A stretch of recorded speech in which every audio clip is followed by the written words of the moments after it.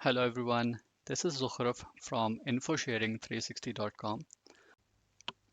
जी, तो हमने इससे पहले देखा कि एक सर्टेन मेथड को यूज़ करते हुए दो तीन तरीक़ेकार हमने देखे कि हम स्टैंडर्ड डिवीएशन की वैल्यू जो है वो निकाल सकते हैं।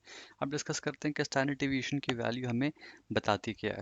स्टैंडर्ड डिवीएशन जिस हमने पहले डिस्कस किया कि एक डाटा के अगेंस्ट एक ही वैल्यू आती है और इस वैल्यू से हम ये अंदाज़ा लगा सकते हैं कि आपका डाटा का स्प्रेड जो है ओवरऑल वो मीन के कितना करीब और कितना दूर है। ठीक है, तो मैं आपको दो ग्राफ्स दिखा रहा हूँ यहाँ पर, जिससे आपको आइडिया हो रहा होगा कि एक का ग्राफ जो है जो नॉर्मल डिस्ट्रीब्यूशन का वो ज़रा एक्सपेंडेड फॉर्म में है। मैं इस ग्राफ की बात कर रहा हूँ, ये एक्सपेंडेड फॉर्म में है और ये अगर आप देखें ये थोड़ा कंडेंस्ड फॉर्म में है। ठीक है, तो इस डेविएशन की वैल्यू से हमें ये पता लग रहा है कि ये वैल्यू हाई है डेविएशन की। ठीक है, डेविएशन की वैल्यू जितना हाई होगी उतना आपका डाटा का स्प्रेड जो है वो मीन से दूर होगा और आपका ग्राफ जो है नॉर्मल डिस्ट्रीब्यूशन का वो थोड़ा एक्सपैंडेड फॉर्म में होगा। जबकि अगर आपकी स्टैंडर्ड डिवीएशन की वैल्यू कम होगी, लो होगी, तो उस केस में आपका डाटा जो है वो क्लस्टर्ड होगा, आपके मीन के करीब होगा और आपका ग्राफ जो है वो कंडेंस्ड फॉर्म में होगा नॉर्मल डिस्ट्रीब्यूशन का।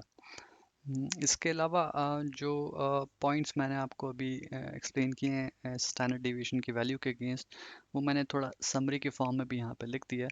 तो ये कुछ ऐसा कहा जा रहा है इसमें कि high standard deviation means that values are generally far from the mean, while low standard deviation indicates that values are clustered close to the mean। तो ये वही बात है जो मैंने आपको भी कुछ देर पहले एक्सप्लेन की, लेकिन आई वांटेड कि आप एक बार इन राइटिंग यहाँ पर भी देख लें अगर आपने कहीं से नोट्स लेने हो इसके। नेक्स्ट एक और ग्राफ है, ये उसी की एक आप समझ ले कंटिन्यूएशन है, लेकिन यहाँ पर ज़रा वैल्यूज़ भी मेंशन्ड हैं। अगर आप देखें इसमें दो किस्म के डाटा का ग्राफ जो है वो एक ही पिक्चर के अंदर आपको दिख रहा होगा और मकसद ये है कि इसमें आपको ओवरऑल पता लग सके कि जिस डाटा का स्प्रेड जो है वो फैलाव कह लें आपके, वो अगर मीन के करीब है तो वो आप देख रहे हैं कि ज़्यादा कंडेंस्ड फॉर्म में है। ठीक है, जिस तरह ये रेड वाला डाटा है, ठीक है, ये अगर आप देखें तो ये मीन के करीब है। ठीक है, और अगर आप इसके अगेंस्ट ब्लू वाला डाटा देखें तो उसका स्प्रेड जो है वो ज़्यादा है। ठीक है, सिमिलरली अब ब्लू का स्प्रेड ज़्यादा है तो इसकी आप स्टैंडर्ड डिवीएशन की वैल्यू भी देख रहे हैं कि वो 50 है, क्योंकि वो मीन से उसकी वैल्यूज़ जो हैं वो दूर हैं। सिमिलरली जो डाटा करीब है मीन के उसकी स्टैंडर्ड डिवीएशन वैल्यू कम है। तो यहाँ पर हमने एग्जांपल के तौर पे लिखा हुआ है कि एवरेज अगर आपकी ओवरऑल मीन वैल्यू जो है फ़र्ज़ करें इन दोनों डाटा की 100 है, तो उसके अगेंस्ट एक की स्टैंडर्ड डिवीएशन वैल्यू काफ़ी कम है और एक की ज़्यादा है। ज़्यादा की वजह से एक का स्प्रेड जो है वो भी ज़्यादा है और दूसरी डाटा का कम है।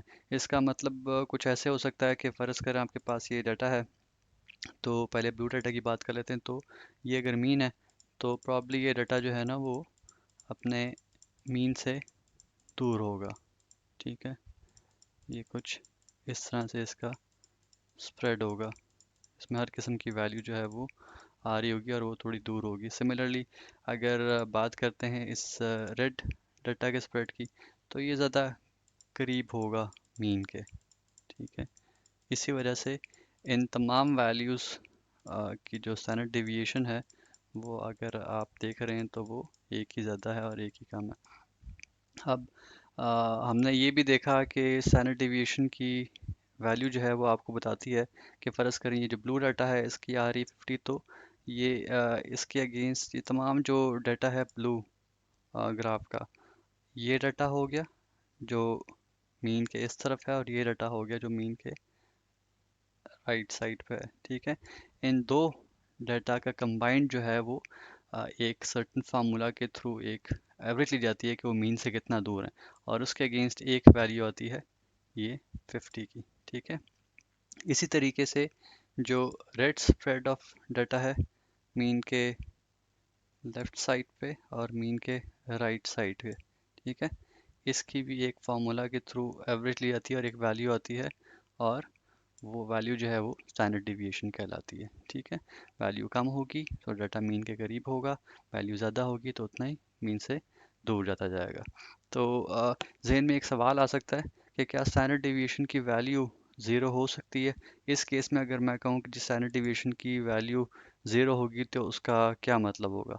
अगर मैं कहता हूँ कि जिस स्टैंडर्ड डिविएशन की वैल्यू ज़ीरो होगी तो उसका मतलब ये है कि जितना भी डाटा है वो सारा का सारा 100 है। ठीक है, यहाँ पर हमारे पास मीन जो है वो 100 है। इसका मतलब है आपकी तमाम वैल्यूज़ जो है ना वो 100 है। सारी वैल्यूज़ 100 होंगी ऑब्वियसली। अगर सारी की सारी 100 हुई तो इसका मतलब ये है कि कोई भी डाटा मीन से दूर नहीं है, सारा का सारा मीन ही है। तो फिर स्टैंडर्ड डिवीएशन की वैल्यू भी ज़ीरो होगी।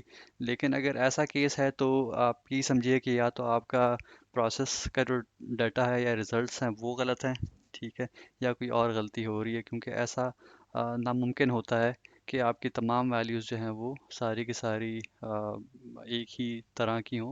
होती भी हैं लेकिन ये है कि बहुत कम होता है। और उसका मतलब फिर यही होता है कि आपकी जो ओवरऑल स्टैंडर्ड डिवीएशन है उसकी वैल्यू इज़ ज़ीरो। ठीक है, तो this is all about today's topic कि स्टैंडर्ड डिवीएशन की वैल्यू आपको क्या बताती है। तो नेक्स्ट टॉपिक में फिर इंशाल्लाह आपके साथ मिलते हैं। Thank you for watching this video.